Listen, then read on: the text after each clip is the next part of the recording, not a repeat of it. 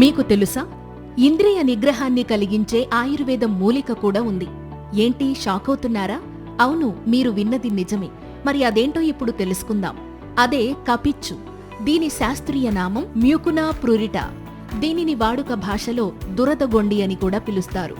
దీని వేర్లు, విత్తనాలు, కాయల్లో ఉండే ఔషధ గుణాల కారణంగా దీనిని ఆయుర్వేద వైద్యంలో విరివిగా ఉపయోగించేవారు. ముఖ్యంగా కలరాతో బాధపడేవాళ్లు కపిచ్చు వేరుతో చేసిన కషాయాన్ని తేనెతో కలిపి తీసుకుంటే కలరా తగ్గే అవకాశం ఉంటుంది. ఇంకా యూరిన్ సరిగ్గా రాక ఇబ్బంది పడేవాళ్లు కొండపిండి, కపిచ్చు వేర్ల కషాయాలను కలిపి తాగితే యూరిన్ సాఫీగా వస్తుంది. ఇక కపిచ్చు విత్తనాల పొడి, పల్లేరు కాయల పొడిలో చక్కెర కలిపి తీసుకుంటే స్పర్మ్ కౌంట్ పెరుగుతుంది. ఇంకా తేలు కుట్టిన చోట కపిచ్చు వేరు గంధాన్ని రాస్తే విషం విరగడంతో పాటు నొప్పి కూడా తగ్గుతుంది. ఇక నులిపురుగుల సమస్యతో బాధపడేవాళ్లు కపిచ్చు కాయల మీద నూగుని బెల్లముతో కలిపి తీసుకుంటే నులిపురుగులు తగ్గుతాయి.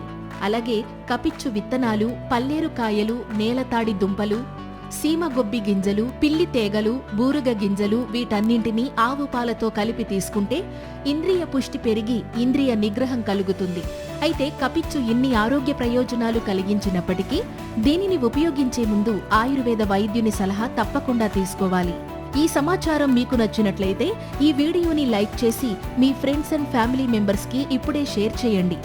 ఇలాంటి మరిన్ని హెల్త్ వీడియోస్ కోసం వెంటనే మా ఛానల్ని సబ్స్క్రైబ్ చేసుకోండి. Thank you.